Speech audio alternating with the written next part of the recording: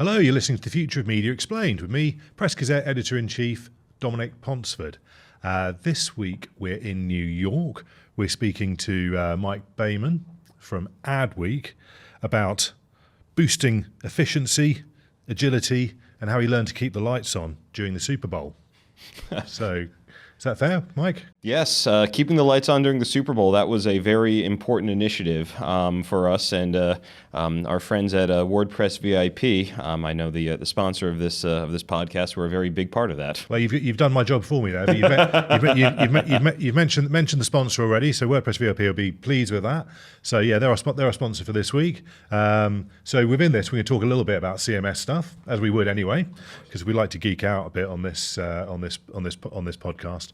And we're going to talk about all other things, ADWEEK as well, because it's a great brand. Just a little bit of an overview. So ADWEEK, I think it's fair to say you're the biggest media brand covering the world of advertising in the world. Is that fair? World of advertising, marketing, brand management, anybody that makes their stock and trade in the $1.8 trillion global industry that really involves kind of selling ads and articulating brand. And so within that, ADWEEK, you got a big website. You got a print edition that still comes out 10 times a year. 10 times a year. And I guess there's a bunch of other platforms, podcasts, newsletters. Podcasts, newsletters, events is a very big opportunity for us. We have two events that we produce ourselves. Brand Week this year in September in Atlanta, Georgia, as well as coming up very shortly, Social Media Week in New York in April. And the Super Bowl is a big moment for you. Just explain to me why that is, because obviously you're not covering sport, but you're covering the advertising that goes on during the sport. So while the game is obviously the biggest moment of the year, it's also the biggest moment of the year for advertisers. It's where really the kind of moments of creative shine, where big brands are able to kind of show off their brand to the world. It really is, for ADWEEK, our Super Bowl. The advertising oftentimes is as watched and engaged with as sometimes more, depending on how good the game is, the actual big game itself.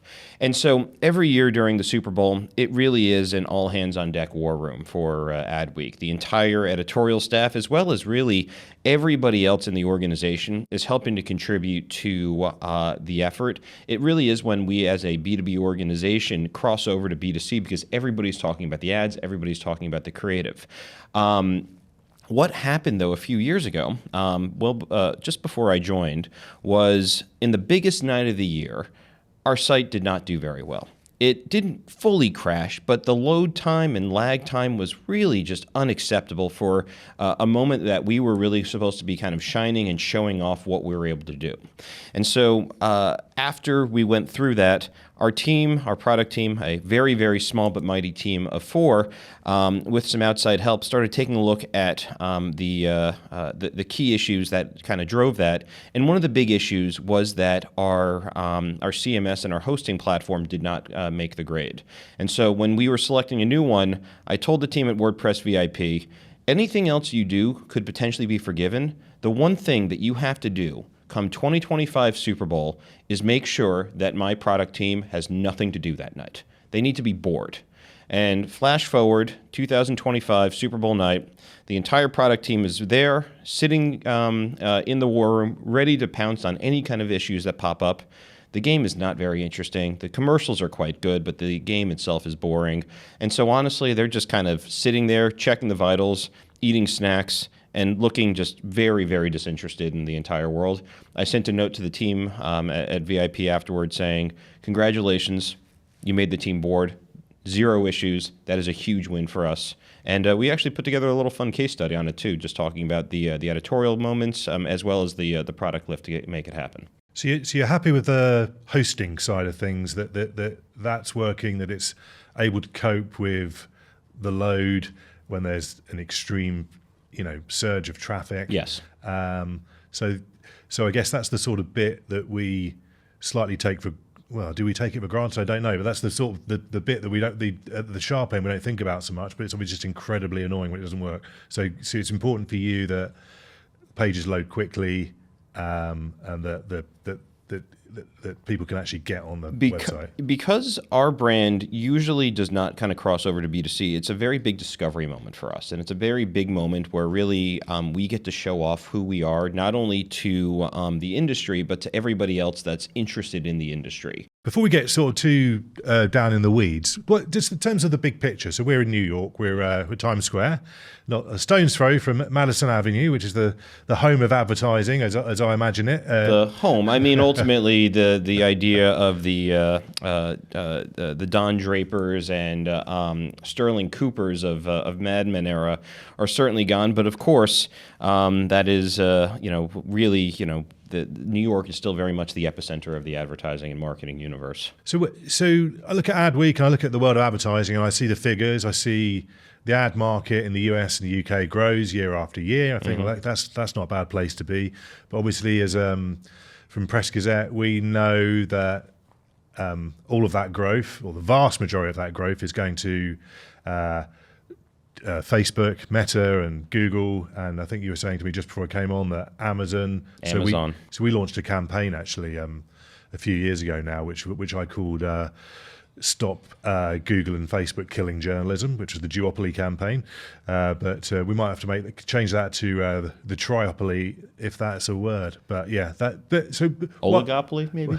Yeah, but what I'm getting at is, yeah, it's growing, but it's a really challenged industry because really there's three players who are scooping everything up in terms of new revenue, which I imagine makes it a challenging place for you guys at times as someone who kind of needs a thriving industry to be able to grow yourselves. Well, of course, and that's something that we have been very much just trying to cover as well as kind of lead the conversation on. So, for instance, the reason I bring up Amazon is the idea of commerce and actually having performance is a very big kind of topic that we are spending a lot more time covering.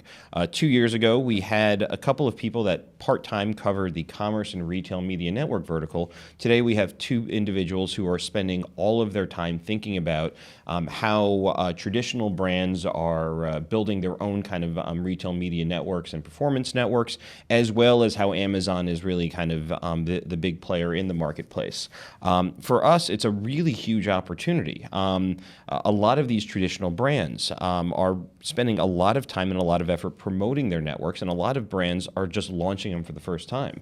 I mean, my favorite example, there is a small but very well-known quick serve gas station chain called Wawa. It's very big in New Jersey, in Pennsylvania, gets a little bit down to Virginia, maybe a little bit in New York, but they have their own retail media network. And you think to yourself, what does Wawa have to kind of provide? But ultimately, because there is such a brand affinity there are various brands, in CPG, in food, in beverage and snacks, that want to make sure that they can connect with their audience and connect with their consumers. And the best way to do that is to work with the Wawa team to actually be able to be there. And that's just one of the numerous examples. Everybody that is able to be touching the retail funnel has a retail media network or is talking about that.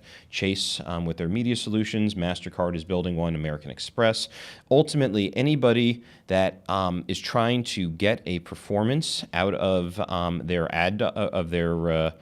their retail dollar is thinking about how ultimately they can be maximizing it across the various retail media network touchpoints.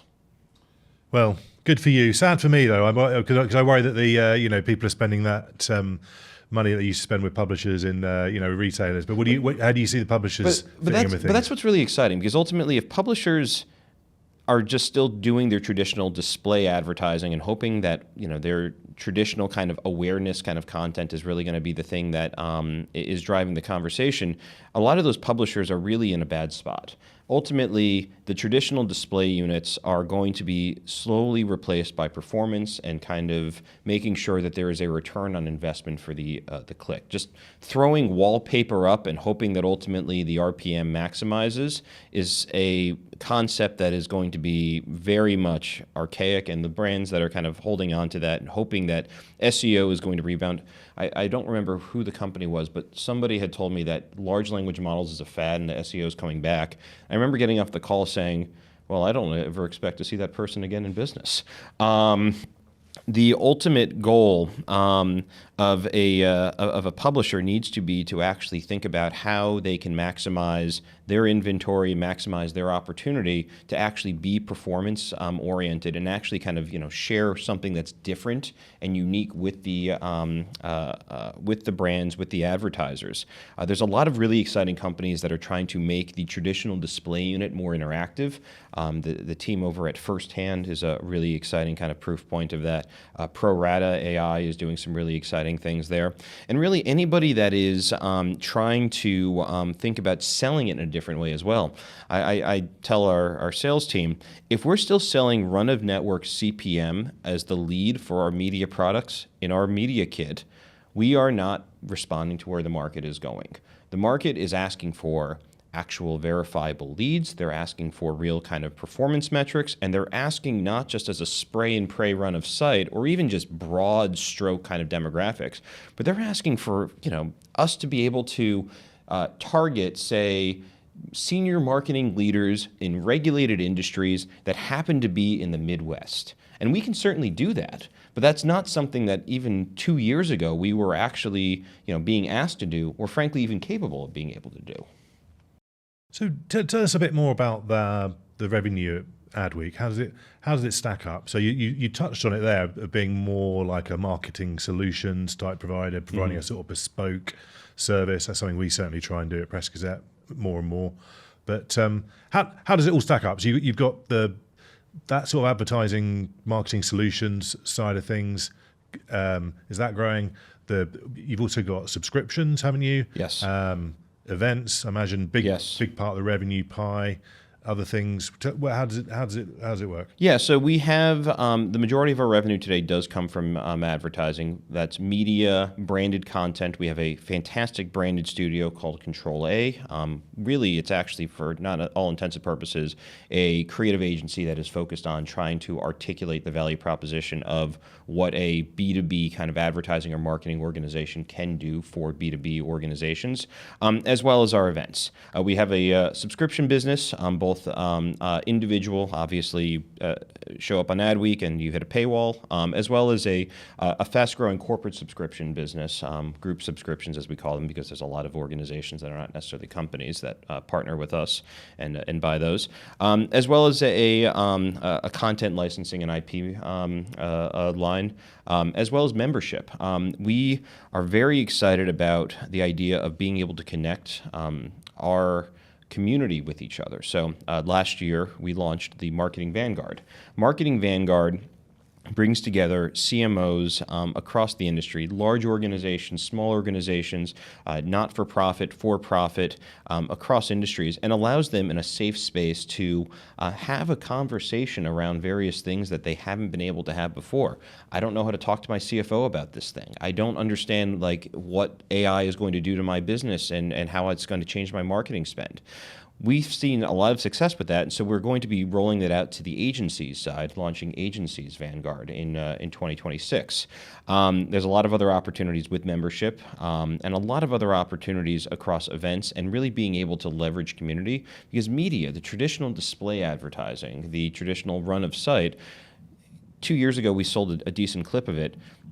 Last year, I think by the end of the year, if I saw a run of sight campaign kind of cross our sale wire, I would send a note to the salesperson going, are they sure that they want to buy that? Also, are you sure you entered it the right way? Why is somebody buying run of sight these days?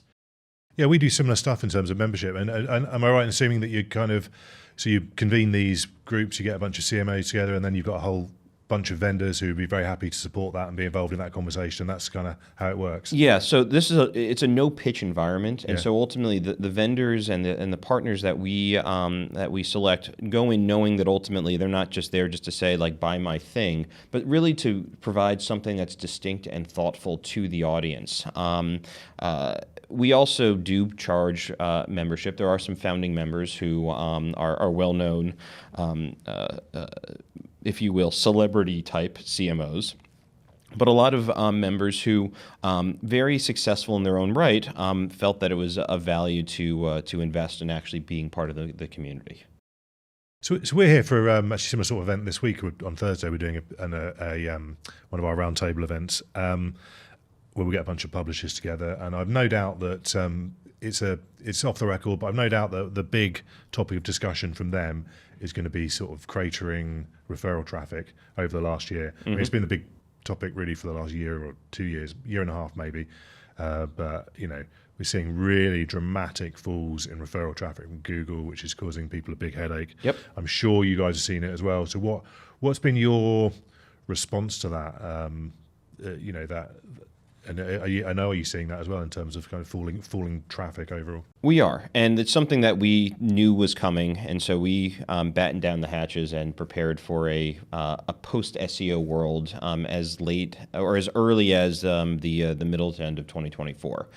We thought that traffic was going to decline with Google fairly quickly. It went faster than even the most kind of ambitious expectations. The line I always use with my teams is, I know that I'm wrong, but I don't know how wrong I'm going to be.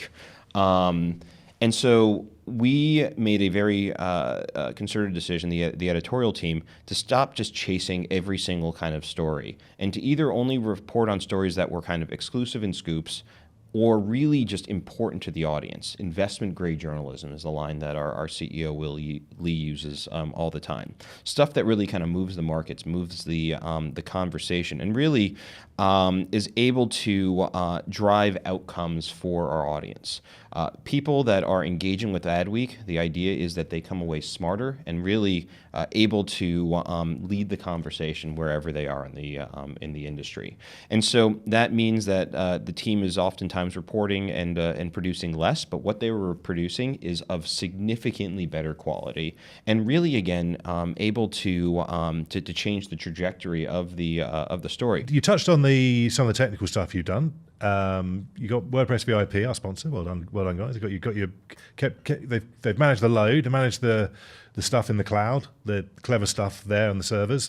So what else have you changed CMS wise in terms of the way that all works? That's that's one of the big sort of themes we're seeing at the moment. Is how people streamline what they're doing, how to kind of publish things quicker, make life easier, hopefully for journalists, not more complicated. But have you changed the CMS much? What have you done there to? Yeah, I mean, ultimately, our team, because we have a very small product team, we really kind of operate as efficiently as possible, and we really try to make sure that any sort of incremental improvements we make to our content management system really are able to just kind of permeate through to the end. So a good live example, our Super Bowl coverage, we built a live blog. So ultimately, we didn't have to kind of write a full story on anything. We could literally write just kind of quick quips about a variety of things. And that's something that even 18 months ago was not necessarily able to be done. Like if you wanted to publish something, you had to publish an incredibly kind of detailed and thoughtful analysis and story. That was the kind of bar to get on ADWEEK. But in practice, that's not how the audience is engaging with the content, and in kind of real-time moments, that's not necessarily helpful and relevant. Our CMS has been very helpful too in terms of just kind of streamlining a variety of just basic things. A good example, we are partnering with Professor Mark Ritson on his mini MBA program. We are the exclusive partner to really market and distribute it in the United States. When we launched the partnership even a couple of months ago, we had to remind our editorial team, guys, you have to just add the right tags. Remind everybody Mark Ritson's mini MBA for all of his content, and click through here. What we realized is we were putting an undue burden on our editorial team, so we just automated it. We just built a very, very nice kind of call to action box and updated our template. So anytime Professor Mark Ritson publishes one of his wonderful takes on the industry, and just he has the most fun, sharp, spicy takes on everything marketing and brand in a thoughtful, well kind of crafted, and yet still just a acerbic voice that really is just unique to him. We have a very clear call to action. If you like this, you should sign up for Mini MBA. You will be smarter by taking this class. You'll actually understand what how marketing works, and it really has been a wonderful boon in that we were able to get the word out about the program and not necessarily have to require our editorial team to go through an onerous and manual task. And you mentioned automation there, so that probably leads us AI a bit. I mean, that's In many ways. big conversation, but just internally, how are you using AI much? And I guess there's the sort of, the CMS, like in terms of that, you've touched on it, and I guess also there's a whole range of philosophies in publishing at the moment about how much AI created content should appear in what you give readers. So can you give us a view on your take on all that? Yeah, so there's the two kind of AI conversations, the external kind of what do we do with the large language models as well as how we use it. And AI is incredibly important. We certainly use it in a lot of our sales tasks, a lot of our audience development tasks. It certainly kind of cleans up and speeds up how we're able to go about doing our job on a day-to-day basis. And editorially speaking, it certainly helps with research and certainly helps with note-taking and really helps with kind of the heavy lift. But one of the things that's very important and it's very clear to our editorial team as well as to the entire organization, we just reminded everybody of this, is that our content is made by human beings, end stop.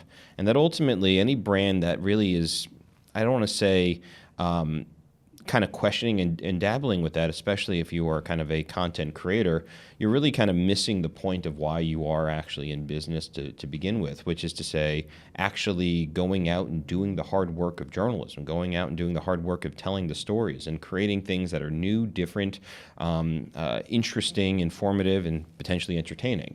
If you're just outsourcing that to AI and creating slop, you're likely not a brand that's going to have a real kind of reason to continue to be creating content in the long term. And so for us, it's incredibly important that our content is made by humans, and it's something that we've been very, very clear with our team. Our stories and our journalism, certainly AI assisted with, as I mentioned, the research, the kind of, getting rid of some of the rote tasks. But at the end of the day, it is written and it is produced by you, the human being. And that's why they're investing in ADWEEK, and that's why they continue to come back. Yeah, well, not all publishers are seeing it that way. But I feel I would be with you on that one. So and what about the other side of the equation then? So especially for, we find this as a B2B brand. So there seems to be a kind of view, certainly in the world of AI, that facts are are free basically, and I would have the view that actually facts are really expensive. I agree. To compile very much. We do a thing. We did a thing last week. Top 50 media companies in the UK. Which is incredibly news media company. Sorry, incredibly hard list to produce because you've got to, there's a. Anyway, I won't go into it. No, I imagine so. I mean, the idea I imagine is you probably have to go back and look at any of the public, filings and make sure that they actually are doing what they're doing and understand, what their kind of strategy is. I could probably ask ChatGPT to put together that list, and it probably would just kind of put together, honestly, a list of slop. It'd probably get maybe 20 to 30 of them, and probably would be citing your list almost kind of verbatim at this point. Yeah. But the idea of having ChatGPT just do that, it's not a good answer. And so this is the thing that I've been kind of realizing. Large language models, there is this talk in the industry of a marketplace kind of forming. And there's a lot of great organizations that are really trying to force that issue and kind of create that friction. And I'm really bullish on a marketplace one day forming. I think that ultimately there is an imperative and a need, and that the quality of answers will be improved when content is being kind of surfaced through that. But until that really happens, I'm somewhat impatient. And so I'm trying to figure out ways to send our content to large language models and at the same time be compensated for that. And what I mean by that is, there is, in media, the old adage of meeting audiences where they are on the platforms they're consuming content. In the B2C world, I was at Condé Nast prior to ADWEEK. It was really investing hard in audio and video, investing hard in social, and making sure that we were creating content that is relevant to the audience and still very much on the brand voice. The Vogue 73 Questions was part of the audio and video team, Condé Nast Entertainment, that I joined back in 2019. In the B2B world, it's a little bit more kind of challenging, except when AI in large language models came around, Well, where people are doing work, well, they're doing work on their instance of Claude. And so how do we get our content over there? Because we've seen this actually anecdotally. People will take some ADWEEK articles, they'll throw it in as kind of as a reference source, or they'll ask, for you to quote this ADWEEK article.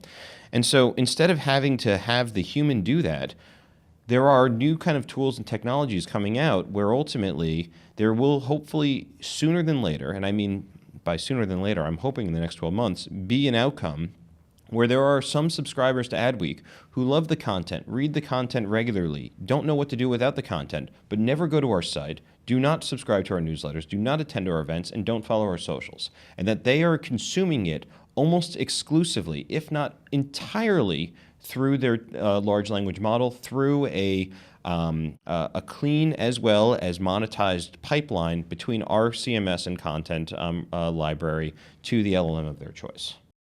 And do you feel reasonably confident we're going to figure out a way to do that? I was quite encouraged this week as we speak to see Axel Springer spend £575 million on the Telegraph, which was about at least 75 million more than, I think probably more like 200 million more than actually people thought the business was worth. And they're no slouches when it comes to AI. And my guess is that they see value in the content in the future that others don't see at the moment as regards how that's going to surface on AI. Is that your thoughts? Do you feel like sort of bullish about that, and confident that we're going to figure this out, and that we're actually these news business share prices that are currently at rock bottom could actually start climbing up a bit? It depends on the brand, but if the brand has something unique and valuable to say and something that allows people to either live better or do their job better, I do think that there is a scenario where they're going to be in great shape. However, there are plenty of brands out there that probably don't have a real reason to continue to exist. So looking at what we're doing with ADWEEK, we're working with a variety of partners, and we're trying to actually kind of build that kind of pipe. There's a protocol called MCP that allows specific types of content to be grounded into a large language model. And so a few of our partners are trying to build MCP servers and MCP tools to go into the ADWEEK CMS and to try to enrich whatever the LLM answer is. So the perfect kind of example that I continually kind of provide, because they always like the first kind of iterations were, tell me about the best Super Bowl ads. Like that's not very useful. Let's pretend that for a second we actually have to create a scenario. I am the CMO of a consumer packaged good company, not a very big one. My organization spends $5 million every year on performance marketing. 1 million of those goes to a seasonal campaign around Thanksgiving and Christmas. I am being forced to potentially use AI, but I do not want to do something that is going to create risk to my brand, and I also don't want to create holiday themes and campaigns that don't necessarily resonate given my small budget. Can you help me figure out the best kind of themes and trends I should explore for my content? And so I've run that query two ways. Query one was, if you will, ChatGPT, completely no context, no kind of grounding, just would scrape the open web and come back with something. And then query two, with the model context protocol kind of engine that's being built by one of our partners, grounded in ADWEEK content. So it's going to the ADWEEK servers and it's going to look at ADWEEK's content first. The answer that came back when ADWEEK content was specifically asked and referenced in the LLM was what I considered to be investment grade. And the way I tested that, by the way, that was my personal perspective. I also then shared it with a bunch of editorial teams and said, I'm not going to give you any context, but which answer do you like better, answer one or answer two? And then the third was I threw it into another LLM. I ran this through ChatGPT, and then I had another instance of Claude and said, no context, option one or option two, which one is a better answer, and which answer is one that if you were a investment decider, you would be more confident on. And what was really exciting is that the editorial team liked the answer that had ADWEEK content backed in it more, and the Claude LLM said, this is a better answer. And that hasn't worked with everything just yet, and there's certainly kind of things that need to be kind of tweaked on it. But by and large, the fact that our content made a better answer makes me confident that consumers are going to know and want to pay for that because they're going to become smarter, they're going to feel more confident, and they're going to be able to do their jobs in a better way without having to worry, where the heck did this stat come from? If I give this to my boss, am I going to be laughed out of the room or fired? Yeah, you need to trust stuff, and there's been so many... Trust, that's right. So many screw-ups, isn't there, with people using AI-generated answers and getting stuff wrong. I mean, like just down in the weeds there a bit. There are a few industry initiatives going on, isn't there? That we've covered. There's really simple syndication, which was a thing going on in the US last year. Oh, it's still going on. I don't know whether you guys signed up to that. You mean RSL? Really simple licensing, yeah, RSL, yeah, that's it, yeah. So ADWEEK supports the standard and really believes in the RSL kind of standard. Yeah. We didn't support the initiative for a variety of reasons. One of the reasons is I'm really excited about the idea of allocating the pie of money. I didn't necessarily know, though, if a B2B publisher was going to be for lack of a better term, out in the cold because of the fact that it was more geared towards the kind of B2C publishers that had bigger tonnage. Does our content stack up in terms of quality against everybody else? Absolutely. Are we producing the same volume as some of these big kind of publishers? Absolutely not. And if we were thinking about ultimately everybody's quality of content being the same, were we going to be kind of left out? One of the things I love about the RSL standard, though, and this is why I'm very bullish on it, is there is a name your own price function in it. And so ultimately our idea is, great, we love the standard. We love the idea of being able to kind of create a blanket license and a blanket kind of tool to get our content from A to B. It's another way that we're looking at kind of building the pipe, so to speak, between ADWEEK content as well as the LLMs. But what's great is I can name my price with the organization, and I, based on the organization, could create a bespoke kind of an agreement with them to say, hey, based on the fact that we are giving you to 50 seats, we'll give you a different price than somebody who has 500 seats, or somebody that's asking for this kind of specific thing. And so the name your own price kind of protocol in the RSL is like a wonderful little kind of throwaway line that was put in there, but was put in there with the idea of ultimately giving publishers as well as the industry that don't feel that necessarily the bigger kind of consortium is going to be kind of solving for them the opportunity to still participate, but not at the same time have to be kind of subscribing to some of the other kind of pricing mechanisms. And then the other thing is the Microsoft... the PCM, the Publisher Content Marketplace. Yeah. Very exciting initiative. It's something that in conversation with them has a lot of potential because at the end of the day, Microsoft powers the majority of large organizations. Google certainly is a big kind of a component, but the idea of being able to infuse our content into Copilot for every marketing organization that's on Microsoft was very exciting. The Microsoft Marketplace is, I think, going to be for publishers in the B2B space another big opportunity to be able to kind of build the pipe. Because ultimately, we syndicate and we're a partner with the MSN feed, so they're already getting some of our content. For us, it's just asking our distribution partner to flip a couple more switches to give them all of our content, vectorize, contextualize it, and then with the right kind of licensing permissions, have the marketing organization of name your favorite Fortune 500 CPG big telco marketing organization to be able to access our content and get better answers. That's something that I'm very excited to ultimately see kind of happen. Microsoft is very bullish on this, and it has been a really good partner kind of saying we should definitely kind of pilot this and explain, see if this is going to be something that we can do at scale.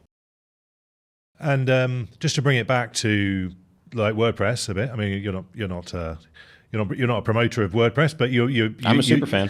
You're on WordPress. I imagine because I think WordPress powers something like 60% of the world's news websites. So I think there is an advantage in terms of when people are building widgets and building stuff, they only need to do it once. I mean, do you find it's a good platform for you in terms of giving you the agility you need in terms of all these new things that are going on? The fact that they are thinking about this is, and that they are being an active partner of this is such a lifesaver and godsend. One of the things that's fantastic about the team at WordPress VIP is I more or less kind of talked my ear off, or one of the senior leaders' ears off about like what I think the future of the industry is going to be and how the ADWEEK vision of being able to meet audiences where they are in LLMs through one of these protocols is going to be something very important. And I asked, why am I finding a third party? Can you guys just build this for me? And he said, give me a tick. And then lo and behold, he brings on a very senior engineer on the product team, and we have a very thoughtful conversation around what a future kind of pipe might look like that VIP is able to help build and support. The ability for them just to know that this is a kind of future outcome, and that they, as the container and as the kind of center of so many publishers' real kind of content universe, is very encouraging, and I'm very confident that they will be a key component to whatever kind of pipe is ultimately built, because at the end of the day, they have the entire container. One of the things that has been, for me, one of the pain points, as I've realized, is being able to look through ADWEEK's massive corpus is something that LLMs are good at, but not exceptional at. So we have to kind of create, guideposts and signs within these kind of protocols, tools to be able to kind of get people to go where they need to go. What's great about VIP is the content all lives there, so they can be building better guideposts and signs because they actually have the full map versus everybody else, where we have to say, yeah, you can download the whole thing and take a look at the map, but you're not going to necessarily get the full kind of visibility. So we'll have to make some better 80-20 assumptions than what VIP can potentially do. So look, well, thanks, Mike. We're near the end of our time. So you've been at ADWEEK, Chief of Operations, Head of Strategy and Operations. Yep, That's and right. Chief of Staff. Chief of CEO. Staff. Yeah, got that. For 2 years. Your remit was kind of drive operational efficiency, agility, all the things that everyone's trying to do. Yes. And everyone's trying to do it quicker, like now, because it's never felt more urgent to sort of change. Like doing nothing or not changing nothing is certainly not an option if you're a publisher. Very true. What's the key thing you've learned about it, or the key bit of advice you'd give to someone else in that sort of COO type position, a publisher who's trying to kind of shake things up? And I think especially one of the challenges, ADWEEK's a legacy brand. There's a lot of history there. I mean, that's the value in it, isn't it? But that can also make legacy brands can also be a bit sluggish because they've got kind of ways of doing things, and they've got legacy revenue streams they don't want to disrupt. Sure. So what's your key bit of advice if you like? My boss, the CEO, Will Lee, has a great line, which is that ADWEEK is a 47-year-old startup. And that kind of mindset that we kind of talked about when I joined 2 years ago was really kind of the operating mantra, which is, to not necessarily kind of quote Mark Zuckerberg, because obviously, there's a lot of controversy around Meta, but the move fast and break things model is very kind of applicable to a organization that is trying to transform quickly. We tried a lot of things that, were great on paper but didn't necessarily work out, and we just said, you know what, onward, move on. It didn't work fantastic. Versus trying to overthink and over-discuss and over-committee and over-kind of analyze, because if we did that, then we would have just been absolutely stuck. A great live example. Our event strategy in 2024 was, I would say, fine. We did a bunch of owned and operated events around topics that were interesting. And advertisers were okay with them, audiences were fine with them, and the programming was good. It was probably the highlight of it. But one of the things we saw is it was not going to be something that was going to be able to kind of continue to evolve. And so one of the things that we really kind of pushed was, well, we had this very successful moment at Cannes Line. We had this very successful kind of thing that we just kind of did at fairly quickly around Advertising Week. What if we build our entire event strategy around these moments and build a unique programming moment, as well as meeting audiences where they are at the conferences that they're attending? And so we threw out all but 2 of our owned and operated events, and we just started popping up at all of these kind of big moments.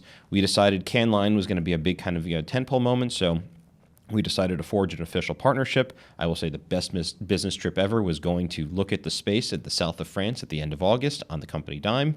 Great 48 hours sitting on the beach and having 2 meetings.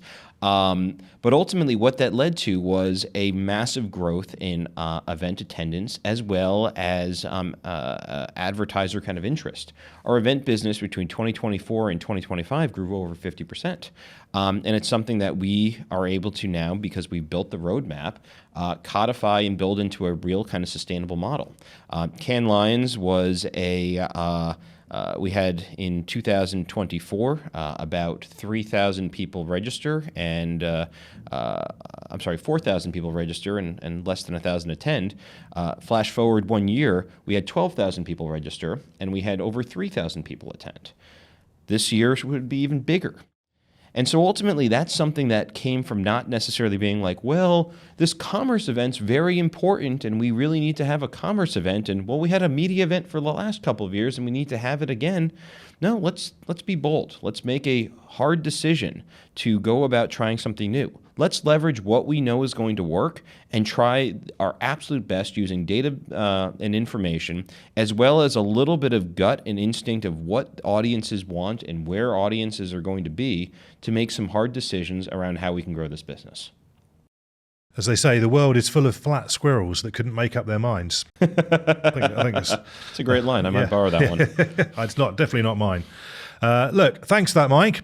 You've been listening to The Future of Media Explained with me, Press Gazette Editor-in-Chief, Dominic Ponsford.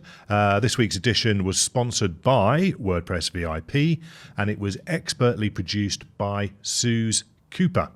The best way to catch up with Press Gazette, find out more about all the big themes we discussed today, check out our website, pressgazette.co.uk, and sign up for our daily newsletter. Thanks very much for listening and watching.